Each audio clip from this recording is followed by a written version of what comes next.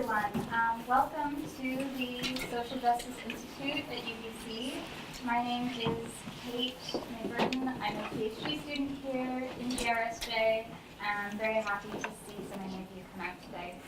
And I also want to express our gratitude to the Musqueam people. We're standing on their traditional unceded territory, and we know that we are uninvited guests, but we appreciate the space that we have, and we acknowledge that it is not ours to possess. And I also want to remind you that there are many events in our lecture series, and you can see what ones are coming up through our Facebook page, which is Social Justice Institute UBC. And you can also use our Twitter account and tweet hashtag GRSJ events. And our account is at GRSJ Institute. So I'm very excited. We're very lucky to have Dr. Kyoo with us today, and we also want to thank the Partner Teacher Education for All project at UBC, through which Dr. Kyoo has come to UBC. So our talk today is Who Reads the Second Sex Today? A Queer Translingual Contemporization. It's sure to be thrilling. And Dr. Kyoo is a very impressive scholar. She's a resident philosopher at CUNY, teaching in gender studies, with a background in studying European philosophy and literary theory. Her two recent publications are the books Writing in Tanglish, as well as Reading Descartes Otherwise, Blind, Mad, Dreamy, and Bad. And her general theoretical interests are very broad and wide-ranging and intersectional and interdisciplinary, which she describes as philopoetic questions on self, time, and language. And she's also co-edited journal issues on SAFE for Women's Studies Quarterly and Xenophobia and Racism for Critical Philosophy of Race. And she summer teaches occasionally at the Jack Kerouac School of Disembodied Poetics. So please join me in welcoming and expressing gratitude for Kyoo.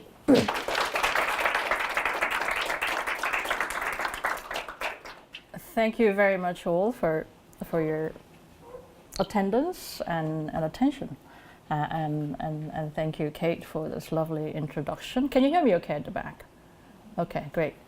And I'd like to also thank, in addition to thanking UBC for hosting this wonderful lecture, I'd like to thank Dina in particular for making this happen.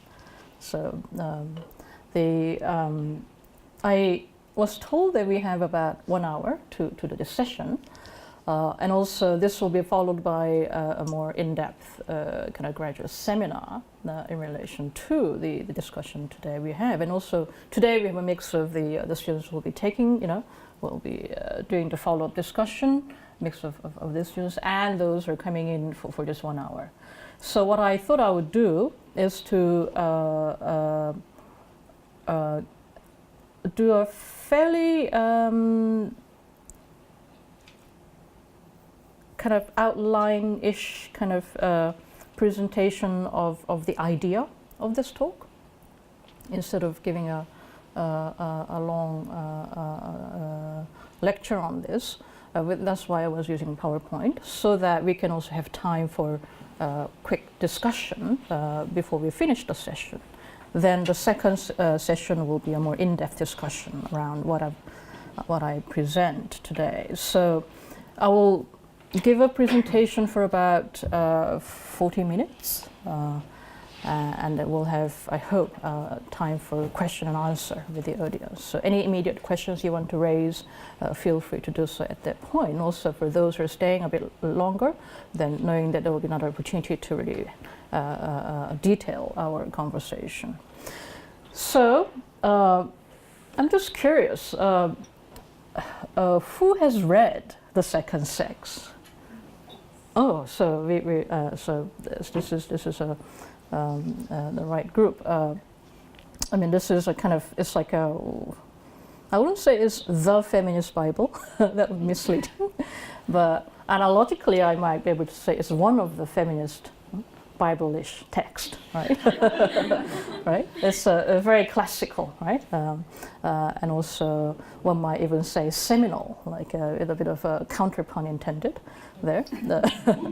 So let's say, so who reads the second sex today? Le deuxième sexe, the original text was published in 1949 in French, written by Simone de Beauvoir, right? Then translated into so many languages. And it's interesting, you might be interested to also to know that, this is partly why I'm interested in reading this. The first English translation appeared in 1953. It was translated by a retired scholar who studies animals, right? So zoologist became the translator. And he happened to have time in his hand, and so it's interesting because it has the word sex. So the publisher thought that he might be an interesting person to partially translation, right? And so it's an interesting subjectivity if you think about who translates how, right? This text, and that text really became the important text for many scholars, activists. Introduced into feminism and also developing these ideas, right? Especially what we know as a second wave feminism, right? And it's interesting that partly in celebration of the 60th birthday of the publication, that will be 2009, right? There was now a new translation of the second sex, right? The Random House has published that. And this time it was translated by sort of non-academic translators who were living in Paris, teaching English and also engaged in French culture, and so that the idea was to make it more available, accessible to the general public. And at the time, 2009, all the parts that had been omitted in this first translation were recovered, so that we have a now complete translation. Right? It's an interesting also evolution of the translation itself. So, and it's interesting to think about this sort of epochal question: what it means to read the second sex in the age of, let's say, the fourth feminism, or what we might even call like a post-feminism, right? We see the kind of wave, wave and wave after wave, sort of various movements in feminism. And so with the new translation, what kind of impact it has. And so I mentioned this also because there are really, well, at least there is just one very important difference between the 1953 translation and the 2009 translation of a particular line. This line that became the slogan, the line that we know from the book, which is "One is not born a woman, but becomes a woman," right? And that line became very controversial in translation because it turned out it's very hard to translate it right. So we'll see that. That will be the linchpin of my lecture today. So, and you will see why and how this question of how to translate the original line becomes an important issue for us today. So who reads the second sex today? That is the title of my lecture today, or conversation rather, I should say. And the short answer is, well, I do. And with that, I'm trying to sort of show why we should reread the second sex and how I reread it, right? So that's just basically it, right? And so I came up with a sort of description of my approach, breaking it down to, say, 3 elements. I say it's a queer reading, and translingual reading, and contemporizing reading, right? So there are the 3 kind of threefold dimension to my new approach.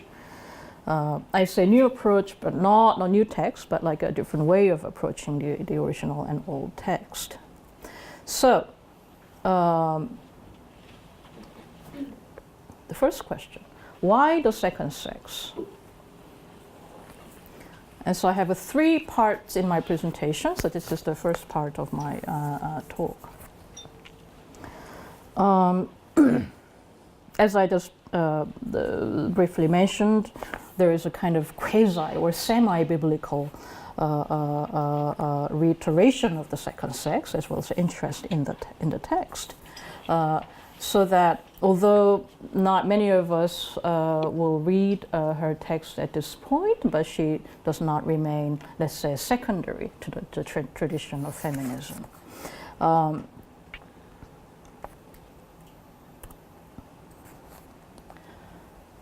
Just want to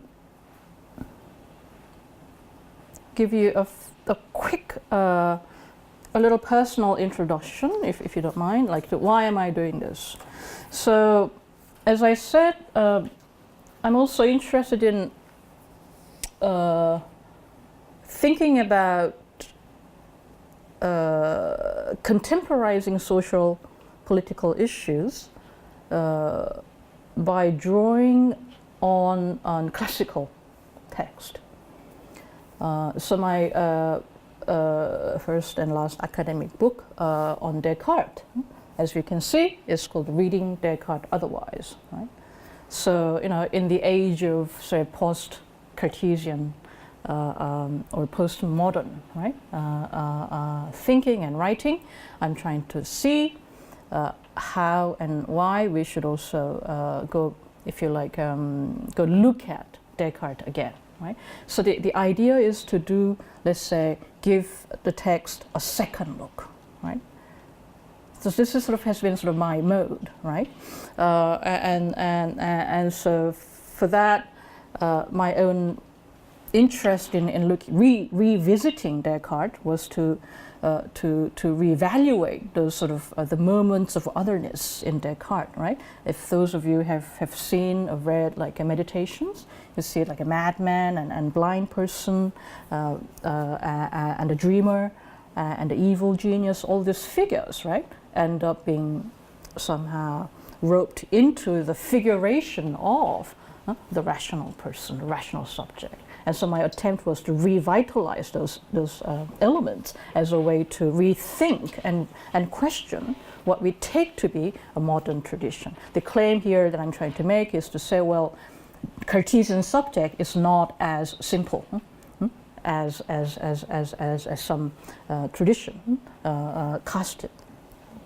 And so I guess this is part of my second book project, the Beauvoir project.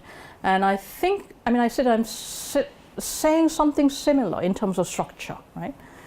What I'm trying to do is that by rereading the second sex, we can see the complexity of what Beauvoir referred to as the second sex, right? So, on naît, femme, on le devient, right? This femme, do we hear it in French? Do we hear it in English? Do we hear this in a translation? Then in what language, right? The question of the essence or the nature or the construction of gender as such has been always one of the most important pressing occupations for us, right, in feminist and gender studies, right? So what I'm trying to do here is to rework the resources of the second sex from that particular text itself. So it's kind of interweaving of the contemporary readings of the text and the text itself. So it's the kind of elastic relation between then and now. This is how I think about it. So an earlier version, and the very first version of this, my attempt, was published in this book called The Undutiful Daughters. So you see the legacy question, right? So, and the other one published in the WSQ on Should My Bum Look Bigger in This? So redressing the Beauvoirean femme. And it's again, femme is do we read it in the English way? So like as in like butch and femme? Right? We use that word. This is an interesting, again, translingual, right? Import, right? Or do we read it in French, right? And so that will be another question. So just briefly, before we get to the actual question of the second sex, just to kind of give you some pointers as to how I characterize my own approach to this kind of classical text, including Descartes and Beauvoir. I mean, there's certain importance, the significance of those figures, I think, needs no reiteration at this point. So I say, I mean, as Kate was also very kindly introducing this concept, I see myself as doing something like philopoetic readings of this classical text. So by revisiting this text, we can do a conceptual thinking, right, and a close reading, right? Looking at these pressure points in the text and see what remains to be reread, right? And also with that, we have a creative writing. I also see kind of a way of writing as an important intervention, right? We tend to think of scholarly writing as an exposition of some discursive kind of structure itself, but I think there's something about writing. How you write about this can affect the way you think. So I see there's kind of certain ménage à trois, right? There's three things, right? I should come in the form of philosophy and poetry, right? So what kind of poetry do I read in that line? One is not born a woman and becomes a woman. What kind of food, what kind of jam can we do with that? How we jazzify it, as it were, right? So that's the. So with that, I'd like to say my approach is third dimensional. I don't say three-dimensional.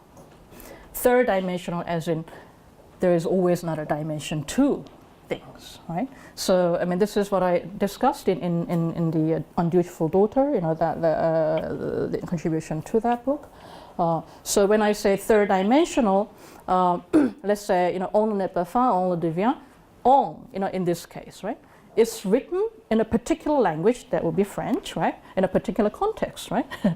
the mid-20th century, right? In Paris, right? By this fairly privileged, the Catholic bourgeois French woman living in Latin quarters, right? So when she says "on naît pas femme," when she says "one is not born woman," what kind of one are we talking about this, right? So there's something of a very site-specific in reading of that, and the writing of that should be really understood. And so context is sensitive and elastic. As I said, it has to really, what I'm really interested in is to see how particular lines from the text can really anchor micro reading and macro reading, right? Hence the elastic and third dimensional intervention. And with that, I see trans, you know, I'm also interested in translation or transdisciplinary, as in like in transit, something is moving. Transdisciplinary, transfigural, translingual. So if I just give you another pointer as to why really, what started this project. I must have read the second sex before now, like at least about 3 times. But I think it's, when I started doing this project, it just occurred to me that the book is about, as we know, I mean, many of us read like introduction, about the other sex, right? Woman as the other. This is what we learn, right? In the Gender Studies 101, right? Introduction. Woman as l'autre, right? The other. But why is it that Beauvoir actually titled her book as le deuxième sexe, not l'autre sexe, right? That was the starting point of my curiosity, right? So I don't need to read the whole thing, but this is a quote, right? So how do you understand this primal relativity of women, femme, as she designates it, right? While this is the other sex, the title says the second. So why the second, not the other? Wait a second. So why the second? What the second is and means and does and becomes in and after the second sex? That is my question. Right? By giving a second look at the book, especially and including and starting from the title, right? And also interesting thing is, It's something that I also got to learn, as I begin to read. And I mean, my French is not good enough to really to understand the nuances, but I really begin to learn about it. So I began to wonder about why not second sex? Second is another word. I mean, I'm sure there are a lot of people also understanding French here. It's le deuxième sexe, not second sex, right? That immediately, second is in, like, as we say in English, like second class, right? Second, right? So it comes with a hierarchy, whereas le deuxième is a sequential. It's something that comes after or next, right? So we're looking at different kind of ways of capturing this moment of sex, right? So second is like a second class car, right? Or second class, like a train, right? So why le deuxième, right? How do we understand le deuxième conceptually and translingually, and what we make out of that, right? And as you also know, it's very interesting to think about this. The word gender, or the concept that is readily available in English, right, never appears as such in the French original because it didn't exist, right? And still there's now, like, a gender has been now imported into French language, so people start using it, but the idea of the second sex was about the gendering of this other sex, or the second sex, but the word did not exist, right? But somehow the concept was all there, right? So it's like an interesting translingual mirroring, right? Where almost as if this second language, or the second concept, right, that comes out of the text, presses the first, right, into command, right? So that you actually end up having to think about this thing, right? Naturalized thing, from a non-naive, I would say, right, point of view. So there's a play on naturalness and nativity as a kind of something that gets critically examined from the outside, which is, I think, is what I think is captured by the word le deuxième, the secondness. So secondness as a kind of critical outsideness, right, is what I think is really interesting about the title too. I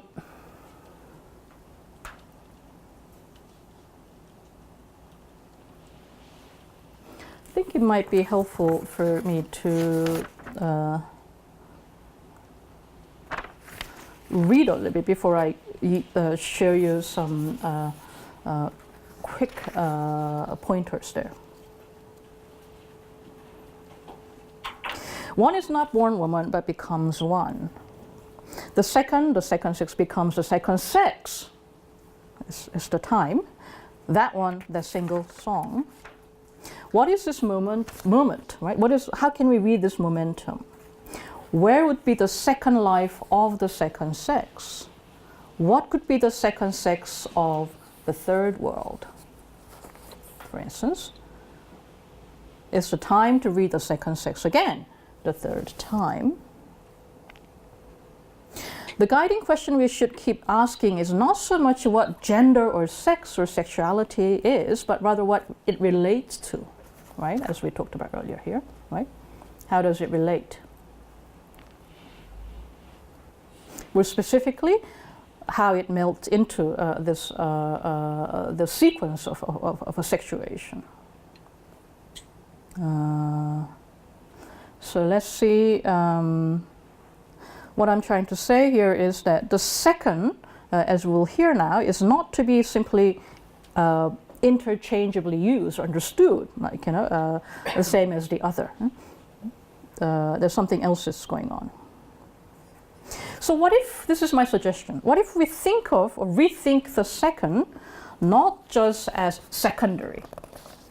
This is the typical, again, gender studies 101 interpretation. That's given. I think that's fairly obvious, right, from also what Beauvoir is saying. What if we think of the second not just as secondary, but let's say more specifically, kind of accumulative, right, sequential? What if we think of it as logically and choreographically sort of momentous, right? This moment of designating the second sex, something that is part of a broader and deeper movement, right? So something that comes after the initial designation. Can the second sex be continuously built on and networked with itself in various modalities and colors without becoming monumentally imposing? That is my question. In other words, given that the second sex, the idea, exposes or debunks the myth of the first sex, right? The first sex as such doesn't exist. This is, I think, the function, critical function of the second sex, right? That we can apply this, right, the sequential logic to show, right, further deconstructive force of this situation. So we'll give you some examples of that.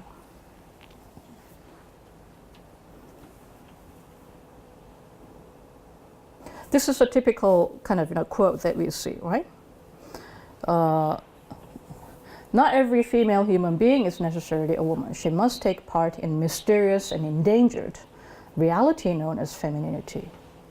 Is femininity secreted by the ovaries? Is it enshrined in a platonic heaven? And so on, right?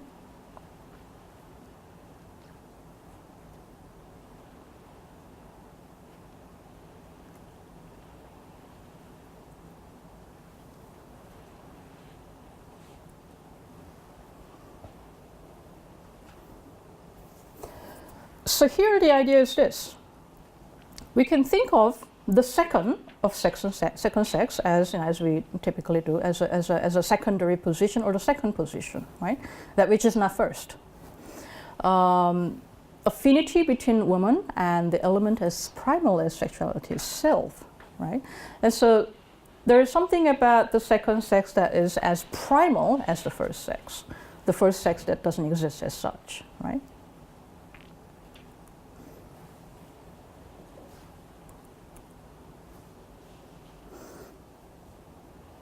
So I'll show you another quote later on to show how the deconstruction of the first by the second happens. But for now, let me move on to the second point of the second sex. So in addition to this point about the secondariness of the second sex, we see how the second sex sets up the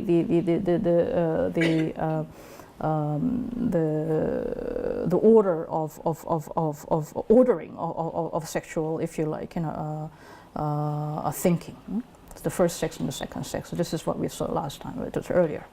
The second point I think is interesting is that instead of saying the other sex, the second sex, insofar as it's about you, right? There's a kind of intimacy between two subjects, right?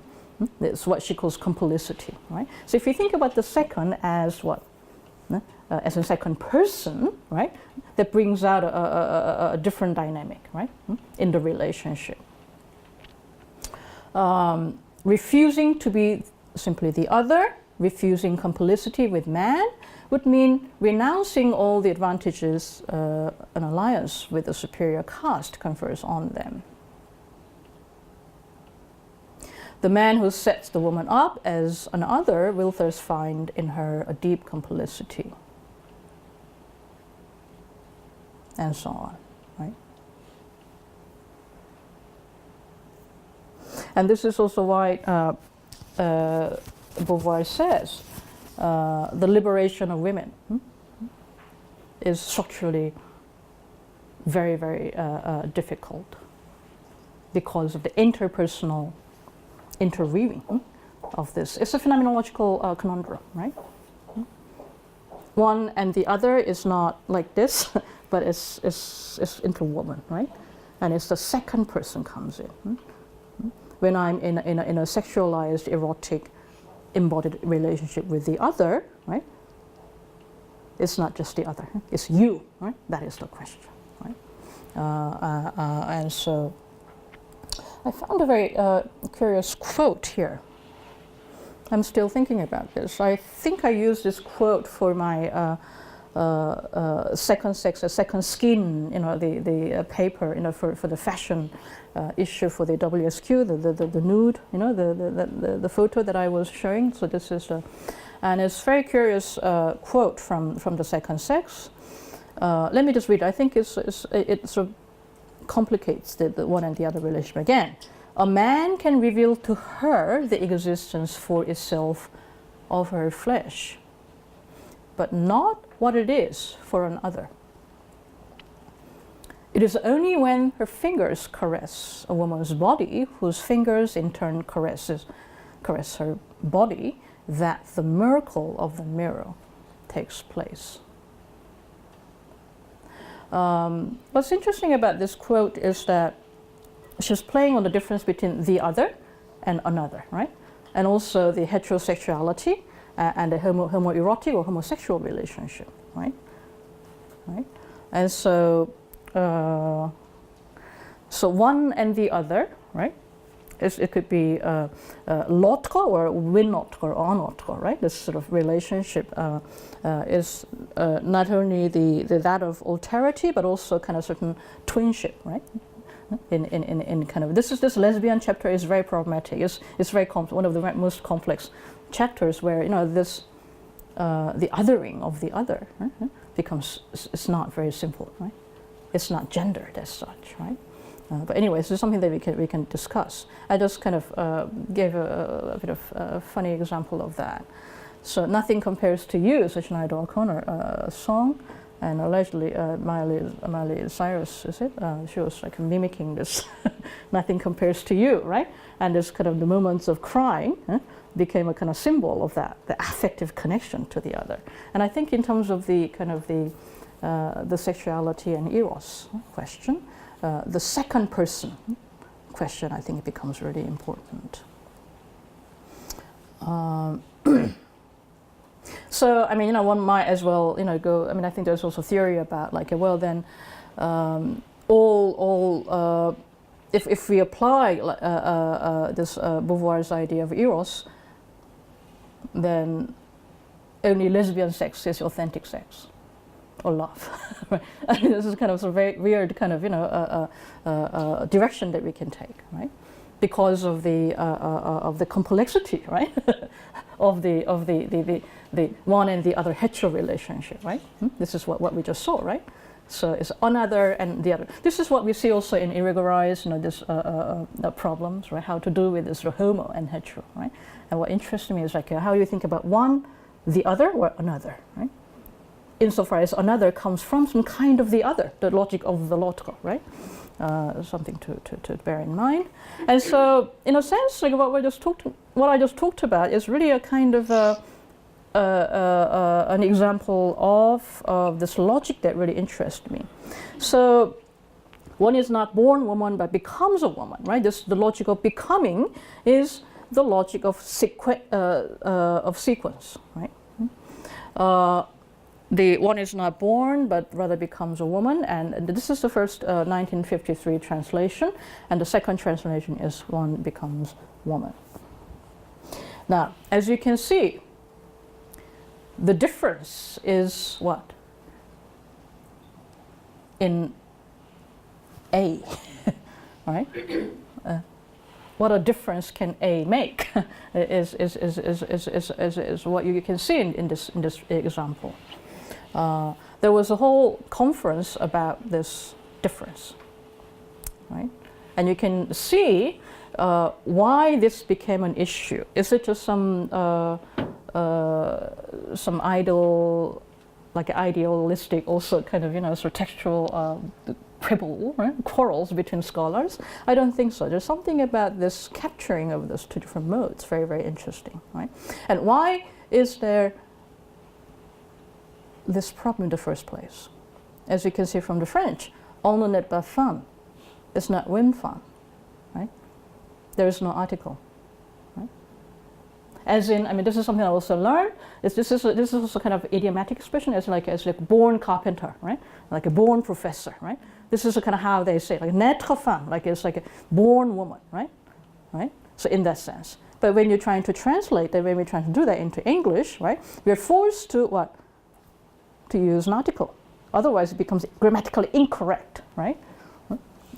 Expression, which has political implications too, not only semiological, right? And then also, so whether we should keep the A or not, right, became a really big issue. And I happened to also have a whole session on this at the CUNY with the translators. And so it was a very interesting debate. And if you're interested, I can send you the link. And so that now the solution people come up with, like, maybe we can just put an A, like A,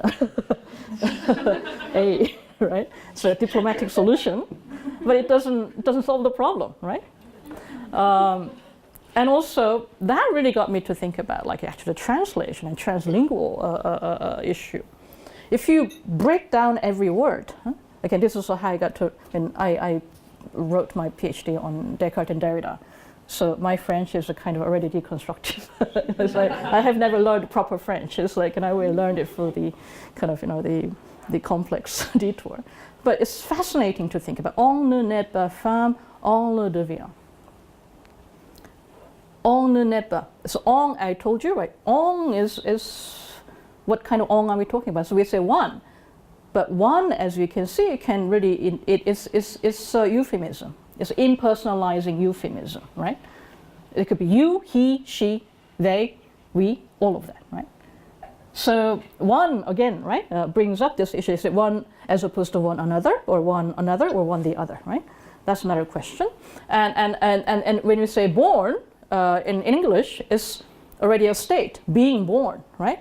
But naître is what? It's an intransitive verb. It's very active. It's not yet ontology, right? It's as in Renaissance, right? Naître is come out. It's interesting, isn't it? It's like coming out, huh? As in like the sexuality discourse, right? You come out of the womb, right? Come out of the of this other being, right? Which I think is very interesting because this resonates with also, say, if you like, the Chinese notion of sex, right? Sheng, I'm sure I get the whole tone wrong, but at least that's the sheng it's like a sprout. Something comes out of the earth, a sprouting life, that is sheng, right? Life, and then with the heart. Right? So heart of life is sex in Chinese, right? So in a sense, being born doesn't quite capture this moment of what? Coming out, right? Coming out. So we have, like, if you think about this, the naître, right, phenomenology that somehow gets lost in this sort of rather ontologizing, state-driven kind of, this sort of English translation, we can actually capture that also in other languages, such as as I said, Chinese, right? Another thing is, as I said, okay, whether it's a woman or just a woman, right? If you look at the first, the original construction, it's what? Colon, right? On n'est pas femme, colon, on le devient, right? That syntax is very important, right? It's meant to be ironic, right? But if you expand it, if you sort of somehow unpack it into, if you linearize it, right? One is not born woman, but becomes, then, say, you're not actually capturing the complexity of femme. There is one femme on the left, and there's another femme on the right, right?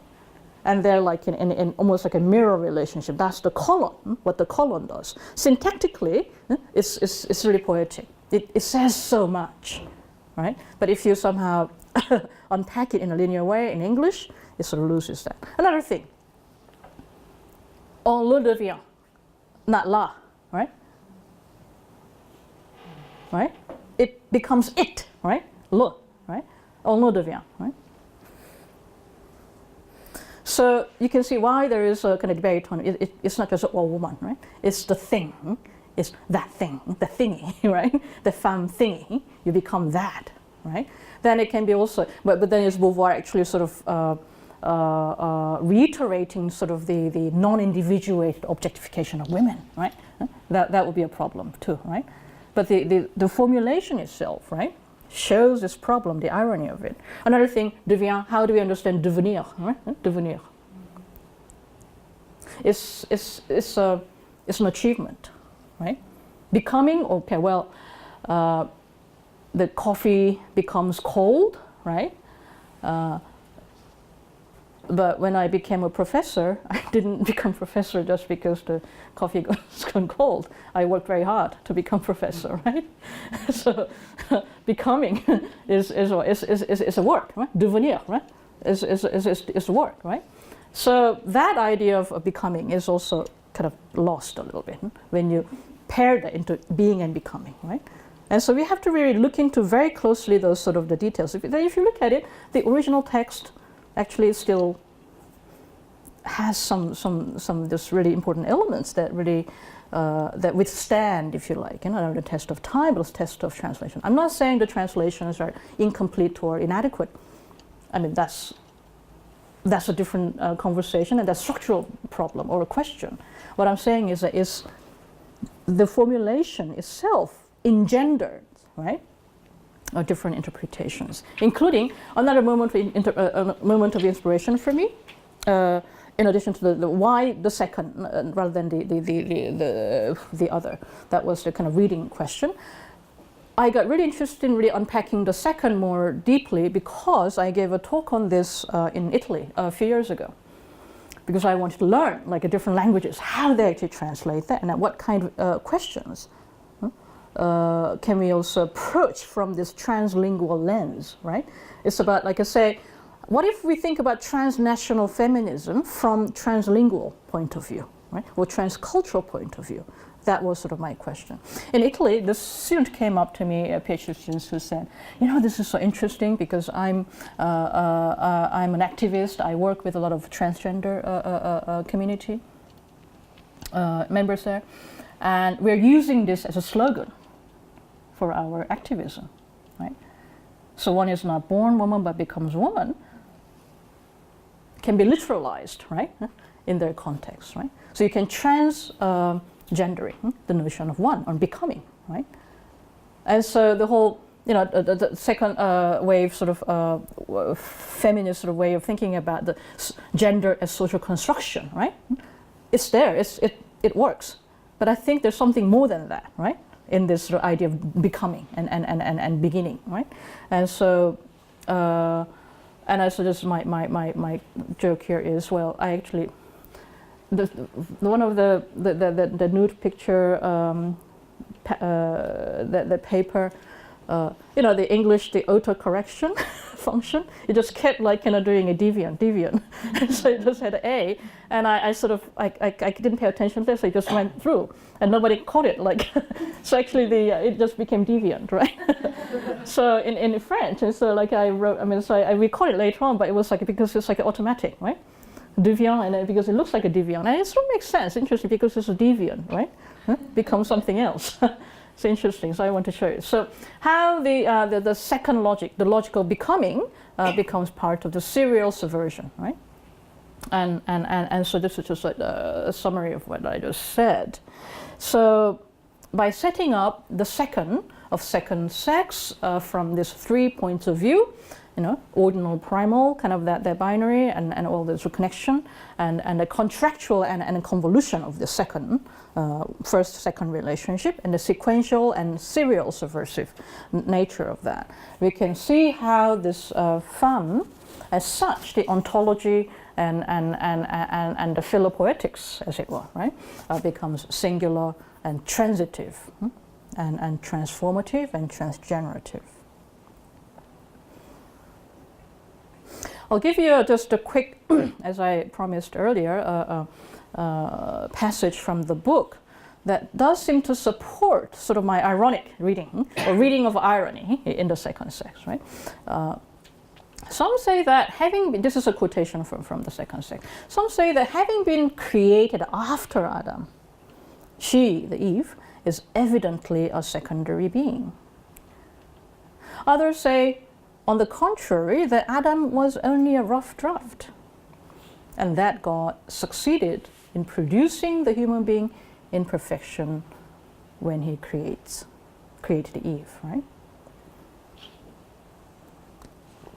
You can almost hear the kind of irony, like evidently, Eve is the second being, right? It's what I call like Beauvoirean irony, right? So further on, there's an interesting quote that I want to sort of cite.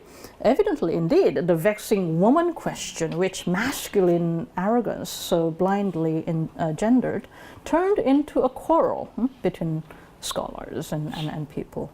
Well, that would require the impartial judge.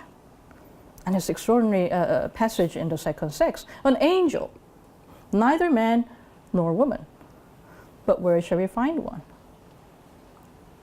One who is not born woman but becomes a woman, or either way, right? So I'm really fascinated by this figure of the angel, right? The angel. So where should we find one? The angel of reading, or thinking, or writing, or living, I suppose. So just to give you a quick list of some of the passages, I mean the translations that I found interesting. This is part that I would like to discuss when we do a seminar, right? Because I don't really know German well enough to really unpack it, but as you can see, it says one has to be like a man, right? There is no one, right? So man, so it literally needs to be transgendered, right? And I hear that Swedish has a similar problem. There is no one. So it has to be man, but das man as in like it's generic. This is Aristotelian question of Lom, right? How do we, how we capture it in a gender specific and gender neutral way, right? Philosophical question. In Chinese, just quickly, it's interesting. Again, it has to be the subject position cannot be neutral. It has to be ren, nu ren, like a woman, right? And the fascinating thing is it's a heavenly birth. You know, the first, second, third, fourth, fifth sheng, right? The right before comma, the second one, the sheng, right? Rising, right? It's a heavenly rising, right? This is natal birth, right? Then we have to think about the so-called heavenly mandate in Chinese sort of imaginary. I mean, we can talk about this later. And I was giving also another set of translations that I'm familiar with, the Korean translation. Here, I mean, if you look at there's three different translations again, it had to be a person. One had to be a person, or it's a woman becomes woman is not just born woman, but it made woman, right? Again, the becoming is not a very simple word. It has to be further qualified. So I'll just leave with really a kind of a quick summary of this stages that I was trying to stages of interpretation or reading that I was trying to present in quick succession. So it's a bit truncated, but I hope this works. So Beauvoir in transit or in transit, right? Transit. When you transit, on le naît, femme, on le devient. So the reading that we're familiar with typically is natal sex becomes gendered. That's social construction. I think that's what we are most familiar with. And the two other readings that I'm trying to introduce as a way to giving a second life to the second sex, as it were, are those two. Natal sex is not the final sex.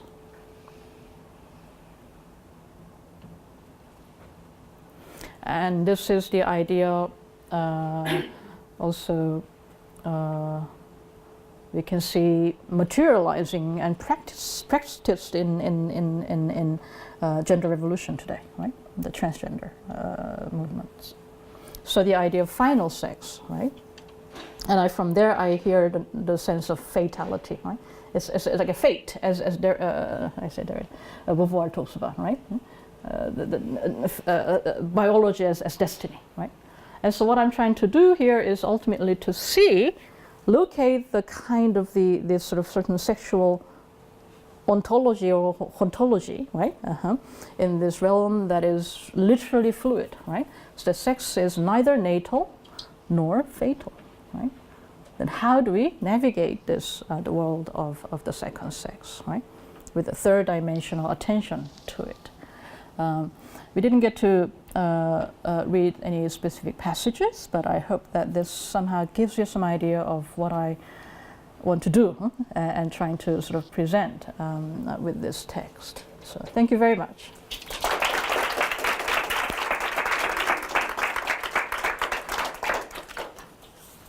All right, so we have just a few minutes for questions from you, our audience, and everyone is welcome to join our grad student seminar, which will take place after a short break. So please feel free to ask questions now. And thank you very much for the lovely talk. Well, thank you. I have a question around the curricular and pedagogical implications of the necessity of a translingual reading. I don't speak a lot of different languages, and yet, certainly in this department, we read a lot of works in translation. So I'm curious about what it means to teach, and how do we respond pedagogically in terms of the curriculum to the language question. And I ask that in part because I know I'm a geographer by training, and where I did my PhD, there is no language requirement, but in a lot of different disciplines there is, anthropology for sure, right? But so I wonder if you can say something about that. Well, thank you. That's a really stimulating question, especially against the background of this critique of what Derrida calls logocentrism, right? In philosophical theoretical discourses, and oftentimes that becomes quite literal in practice, right? Like in our teaching, right? What text do we use, and what when we read this text either in the original or in translation, right? I'm not here making any hierarchical claims about which one comes first or secondary, right? I hope that's clear.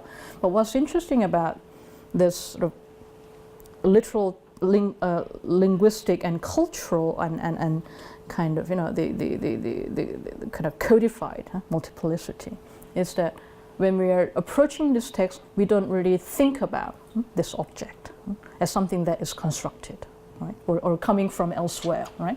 So that we lose sight of this sort of kind of constitutive otherness of it, right? Otherness insofar as is something that is open to revision, right? And we will either take one particular version as given, right? And not really questioning not in sort of being suspicious, but really critically examining it, right? So pedagogically, I think it's really important for us to be really fluid about and also be attentive to this productive otherness of the text, right? And be really democratic about it, right? So linguistic competence is very important, but I don't really want to fetishize it, because sometimes that becomes but I mean just having the awareness of this as a model, not the model, but one of the models. So in place of the logocentrism or a critique of logocentrism, I'd rather say we can do something like a trans-logo friendliness. I don't know, something like that, right? Trans logos is what I'm working on now. This is kind of partly what I'm interested in when I write in Tanglish, right? This is pedagogically very important for me, right? So when I'm teaching, for instance, so I mean, many of my students, they inhabit many different languages, not just English, but other languages they also come from or they are equally familiar with. And why do we even kind of bracket off, right, this other resources? That seems kind of crazy for me, right? Because it really informs, right, the concept. Because I think concept, right, is a melange of this different codes, right? We construct that. So to have the awareness, I think, is really important. So this is what I'm so instead of looking at English, or we talk about derivative English, like Shinglish or a Franglish or Spanglish, right? That's the kind of thing that I really don't want to reproduce, right?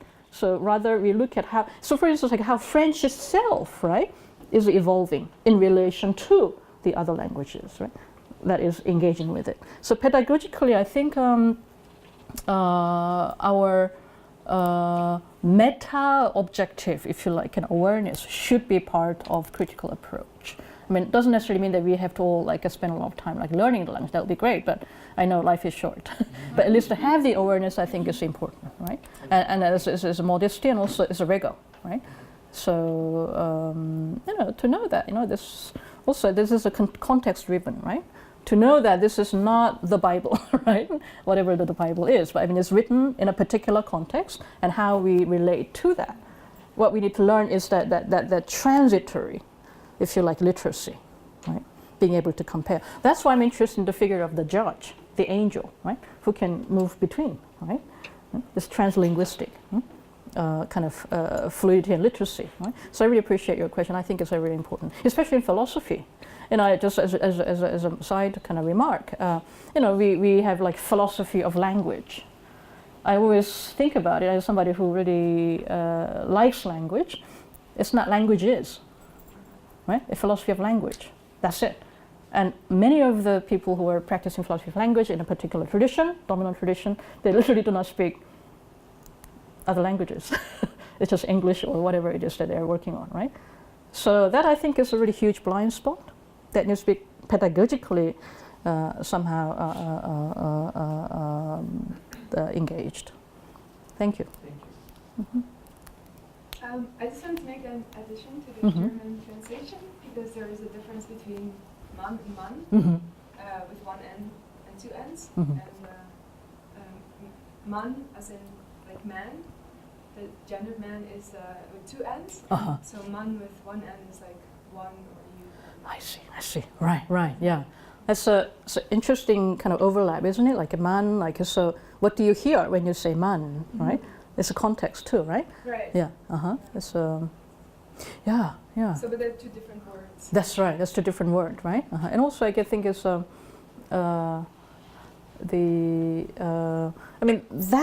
what's interesting is that, for us, I mean, so we get to learn it's like, for instance, it's like I don't have access to German, so it's very helpful to learn about those details. And then I think our critical literacy, where it comes in handy, because then we at least know what to look for, right?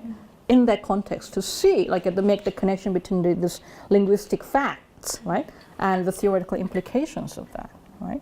And being able to read a cultural imaginary through that linguistic facts, right? I think that's the skill that we need to cultivate, right? It's also it's a poetry. It's a polyphony, right? Polyphony, right? It's a many forms, right? The phony, right? Yeah. Which is why I think linguistic incompetence is a real strength. That's interesting. I'm reminded of Frank Kermode or Olga Green, both of whom in their old age thought a lot about the errors of the ear, mishearing things. Mishearing things. As philosophers and writers, they worked a lot on those sorts of errors. So, for instance, in Older Naît, femme, you can hear an agrammatical double negative. One isn't ever. Right. One never. I don't know how to do it in English, but you can imagine it.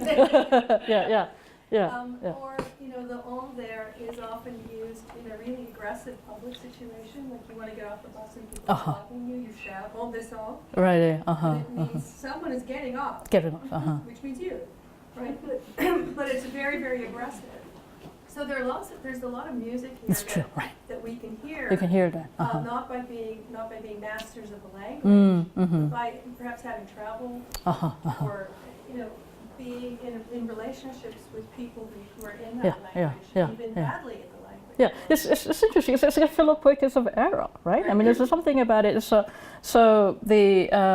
kind of, it's a good use of blissful ignorance. It's like you pick up on, there's things that stand out for you, and then it really then it grows, right? Well, it's interesting too. Blissful or simply unavoidable. True. Which goes to the pedagogical. That's right. Learning, especially in this context at UBC, being able to underline the error as an important critical moment. Because we're so allergic. We're so allergic to the error. We're so embarrassed if we make it. So. I mean, you're the expert on this matter, but in many ways much better than me.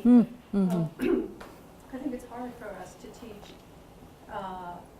trans anything because of a kind of allergy to slipperiness, to multiplicity, to error, to complexity. Right. So the critical perspective you're giving us on how many different ways we can read one sentence is something that we labor to achieve. To achieve, right. It's, as you say, it's almost like the great walls of interpretation, get erected instantly, right? I mean, this is a kind of in the name of the clarity and simplicity, right? And it has political implications, right? I mean, in a pedagogic sense, because it's also kind of accountability and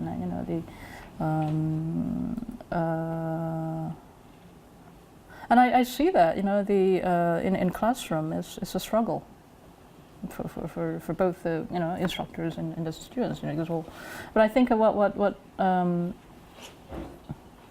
for instance, it's interesting, like when I teach introduction to philosophy to absolute beginners, I love teaching that also because I get to hear this unheard of thoughts, right?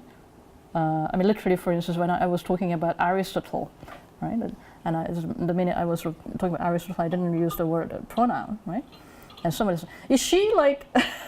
right? So it's interesting, it's like not knowing. For me, it's an interesting. So that how that figures, right? So because a woman philosopher is talking about Aristotle, and it's like somehow the discussion generate this image that maybe it's a she, and so just saying that, and there's a different kind of a competency or literacy question, but something about this inevitable, right? Closure, right? Becomes a condition, right? Especially neoliberal, right? kind of truncation of knowledge structure, right?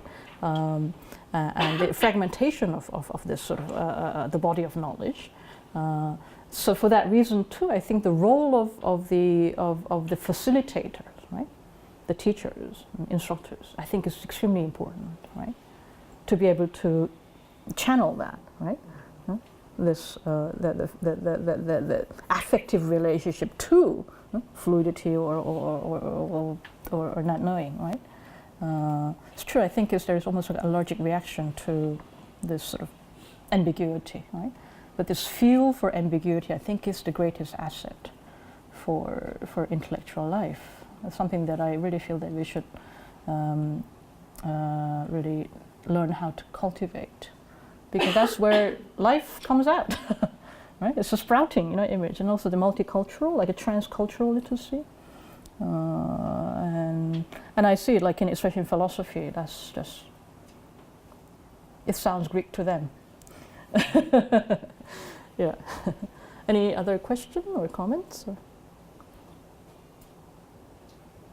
We're past our time, so if you'd like to take a break before our seminar. Okay, Yeah. great.